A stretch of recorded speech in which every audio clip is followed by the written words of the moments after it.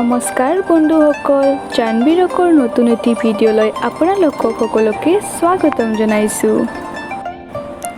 বন্ধুসকল, কাঠল আমি সকলোৱে চিনি পাওঁ আৰু কিছুমানে খাই ভাল পায়, কিছুমানে বেয়া পায়। কিন্তু কঁঠালৰ গুটি আমাৰ সকলোৰে প্ৰিয়। আপোনালোকে কেতিয়াবা কঁঠালৰ গুটিৰ চাটনি খাই পাইছেনে?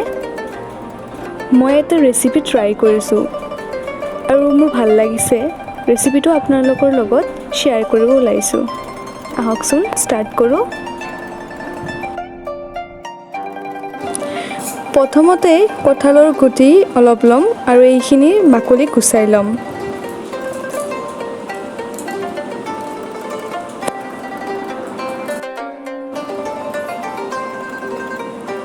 চাওক, গোটেইখিনি বগা হৈ উঠিছে। মই এইকেইটাৰ বনাম। এতিয়া এইখিনি বইল হ'বলৈ দিম। প্ৰেছাৰ কুকাৰত দিব পাৰে বা বেলেগতো দিব পাৰে। এটা হুইচেল মাৰিলে গোটেইখিনি বইল হৈ যাব। বেছি মাৰিব নিদিব, নহ'লে বেছি হৈ যাব। এইখিনি বইল হৈ গৈছে।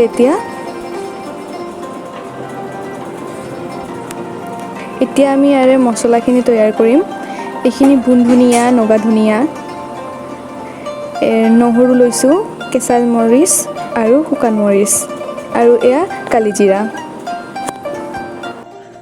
জানবী ৰকৰ নতুন নতুন ভিডিঅ'সমূহ পাই থাকিবলৈ চেনেলটো ছাবস্ক্ৰাইব কৰিব আৰু কাষত থকা বেল আইকনটো প্ৰেছ কৰি অল কৰি দিব।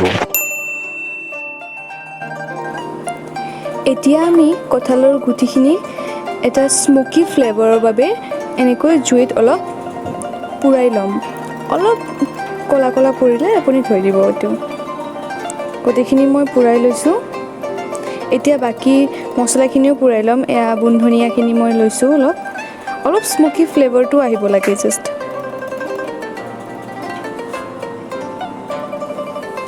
এয়া নহৰুখিনি লৈছোঁ অলপ।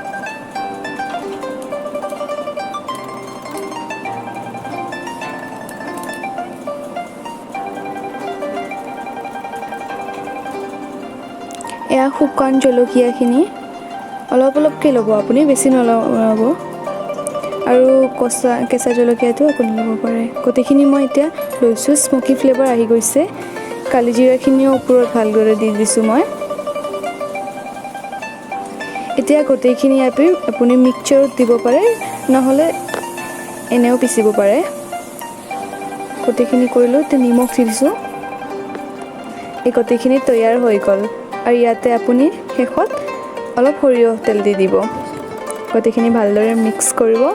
আৰু এয়া হৈ গ'ল আমাৰ কঁঠালৰ গুটিৰ চাটনি। খাবলৈ বহুত টেষ্টি হৈছে। আপোনালোকে নিশ্চয়কৈ ঘৰত ট্ৰাই কৰিব, বহুত টেষ্টি হয়।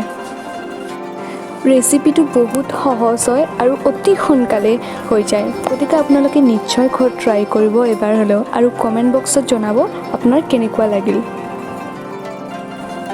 বন্ধুসকল, ভিডিঅ'টো চোৱাৰ বাবে অশেষ ধন্যবাদ। ভাল লাগিলে লাইক, কমেণ্ট, শ্বেয়াৰ নিশ্চয় কৰিব।